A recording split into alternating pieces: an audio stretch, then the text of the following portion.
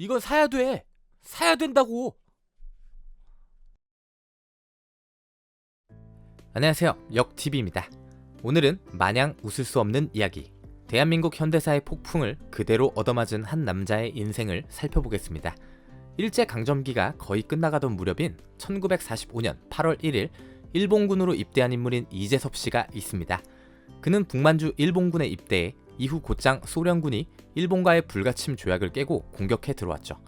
관동군은 속수무책으로 밀렸고 일본군 소속으로 소련군의 포로가 되어 1948년 말까지 생활했습니다. 그는 본디 평양 출신으로 48년 12월 가족의 품으로 돌아와 일을 하며 지냈지만 1950년 6.25 한국전쟁이 터지자 다시 북한 인민군으로 자원 입대하여 복무했습니다. 일방적으로 밀린 국군은 낙동강 전선을 최후의 보루로 설정하고 6.25 전쟁에서도 가장 치열한 전투가 펼쳐졌죠. 대표적인 전투였던 다부동 전투에 투입된 것으로 알려져 있습니다. 그러나 필사의 각오로 낙동강 전선에서 국군이 인민군을 막아내는 사이 드디어 인천 상륙 작전이 성공하므로 전세는 완전히 뒤바뀌어 이번에는 국군과 유엔군이 파죽지세로 북으로 진격했죠. 이 과정에서 그는 미군의 포로가 되었습니다. 다행인지 불행인지 포로가 된 덕분에 1951년부터 1953년까지의 전투에 투입되질 않아 살아남았고 1953년 당시 이승만 대통령이 유엔군 사령부와의 협의를 거치지 않은 채 반공포로를 석방했습니다. 이때 풀려났지만 여건상 가족이 있는 북한으로 갈 수 없었던 그는 이번에는 국군으로 입대했고 그렇게 정전협정이 이루어지며 대한민국에 남게 되었습니다. 이승만 정권 때 반공포로를 석방하면서 일부는 북으로 돌려보내고 정식으로 귀순한 자들은 대한민국 국적으로 살게 해줬는데 그는 입대하면서 정식으로 전향한 것으로 보입니다.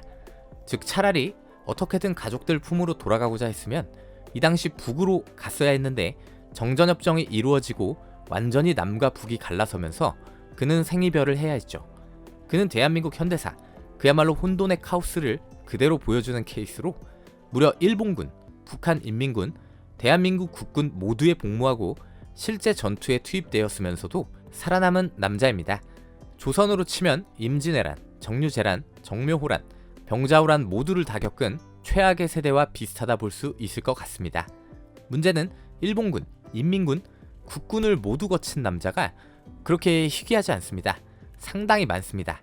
인민군, 국군을 거친 케이스는 이 당시 굉장히 많고 반대로 국군, 인민군의 군적을 거친 이들도 무지하게 많습니다. 심지어는 어떤 케이스가 있냐면 일본인인데 일본이 패망한 후 본국으로 돌아가지 못해서 일본인인데도 북한 인민군에 강제로 끌려가 입대한 후지라는 사람이 있었습니다. 그는 한국말을 잘 하지 못했지만 이 당시 조선인 중에는 일본어를 잘하고 한국어가 어눌한 사람도 많아서 큰 상관이 없었다고 합니다. 후지도 똑같이 인민군으로 전쟁을 치르다가 포로가 되어 심지어는 거제 포로 수용소에서 사실 난 한국인이 아니고 일본인이니까 본국으로 제발 좀 보내달라고 호소했지만 거부당했고 그 역시 1953년 반공포로 석방으로 풀려나 서울로 가는 도중 병역 기피자 단속반에 붙잡혀 강제로 다시 국군에 입대했습니다. 그렇게 병사로 복무하던 중 1955년 휴가를 얻어 외무부에 일본으로 귀국하고 싶다는 호소를 했고 일본 외무성에서 이를 받아들여 드디어 그는 일본으로 돌아갈 수 있었습니다. 사실은 어떻게 보면 앞의 케이스보다 더 재수없는 경우죠. 이 경우는 사실 일본인이라 뭐라 하기도 좀 그런 게 후지인의 해방 당시 1945년 고작 15살이었습니다. 이후 56년까지 11년을 한반도에서 살면서 인민군, 국군으로 복무한 것입니다. 이 두 사람의 경우는 해방 후 한반도의 소용돌이와도 같은 역사를 그대로 보여주는 케이스이며 역사적으로, 인간적으로 얼마나 안타까운 경우인지 알 수 있습니다. 이념이나 사상 이전에 사람의 인생이 역사의 폭풍에 휩쓸리면 어떻게 되는지 알 수 있죠. 이들에겐 국군이든 인민군이든 어느 쪽이든 큰 문제가 되지 않았을 수도 있습니다.